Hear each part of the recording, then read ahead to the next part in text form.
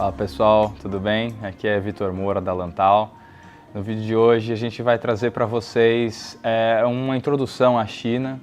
Tá? A Lantal é uma empresa que trabalha justamente com essa ponte entre Brasil e China, empresas brasileiras e chinesas que queiram atuar um no país do outro. Então a ideia é, baseada na nossa experiência com os projetos, na minha experiência pessoal que moro aqui em Xangai, trazer para vocês hoje um apanhado geral sobre China no sentido demográfico, no sentido geográfico, um pouco da parte econômica e passar aí para vocês. Bom, então o primeiro dado que a gente vai trazer aqui para vocês, para a gente começar, é sobre a população. Acho que não é segredo para ninguém, a China é o país mais populoso do mundo e tem um total de 1,4 bilhão de pessoas. Isso significa quase 20% do total mundial, então em termos relativos significaria que 1 a cada 5 seres humanos é chinês. No comparativo rápido, o Brasil tem apenas 210 milhões de pessoas, que não é nem 3% do total da Terra. Então assim, para efeitos de comparação, a gente pode dizer que dentro da China, em termos populacionais, temos 7 Brasis. Sobre o território chinês, a China é o 4º maior país do mundo, atrás de Rússia, Canadá e os Estados Unidos, e o Brasil é o 5º. Em torno de 9,6 km² é o território chinês. E aí é muito interessante, porque assim como a gente acabou de ver que a população chinesa é 7 vezes maior do que a brasileira, o território só é 12% maior do que a gente tem no Brasil. E outra coisa que é outro fenômeno que dá para observar nos dois países é que a população não é distribuída de forma homogênea em todo o território. No Brasil, a maioria dos brasileiros mora perto do litoral. E na China, a esmagadora maioria dos chineses mora a leste dessa linha preta que vocês estão vendo aqui no mapa. Então, por exemplo, essa linha preta, a leste, à direita dela, representa 42%, um pouco menos da metade do território chinês. Mas nessa metade moram 92% da população.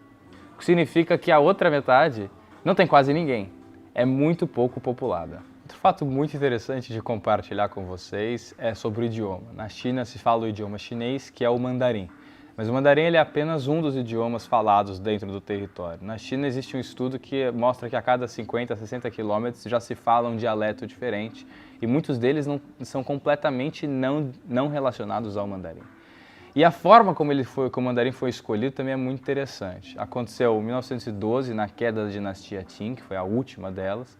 Os fundadores da República da China, entre eles o Sun Yat-sen, que foi o mais famoso, se reuniram e estavam debatendo sobre a necessidade de se adotar uma língua oficial. E eles tinham duas opções. O mandarim, que é a língua vinda da região de Pequim, que tem relação com o mongol, com a língua que se fala na Mongólia e os dialetos locais, ou o cantonês, que se fala no sul da China, no delta do Rio da Pérola, onde fica Hong Kong, Guangzhou, Shenzhen, etc. São as duas regiões mais populosas. Para escolher, entre eles fizeram uma votação. E o mandarim acabou ganhando por uma margem muito pequena. Existem lendas, inclusive, que dizem que o mandarim ganhou apenas por 1 voto. E assim ali o mandarim se tornou a língua oficial na China. E aí, para além da diversidade linguística dentro da China, também existe uma diversidade étnica. Poucas pessoas sabem disso. Dentro da China existem 56 grupos étnicos diferentes. 91% da população pertence a um grupo só, que são o grupo conhecido como Han. Mas existem outros 55, entre eles os tibetanos e os uigures, que são mais famosos internacionalmente, e cada grupo tem suas próprias culturas e línguas e costumes e etc. E, inclusive, muitos deles têm uma população e desfrutam de grande autonomia na região onde eles vivem. Então, mesmo dentro da população chinesa, existe uma enorme diversidade étnica que é poucas vezes reconhecida. Agora vamos falar um pouco sobre as regiões, as divisões administrativas da China. A China tem mais de 30 divisões administrativas e elas têm 4 categorias básicas. Vou fazer um comparativo de como funciona no Brasil. A gente tem as províncias, temos as províncias autônomas, as municipalidades e as regiões administrativas especiais.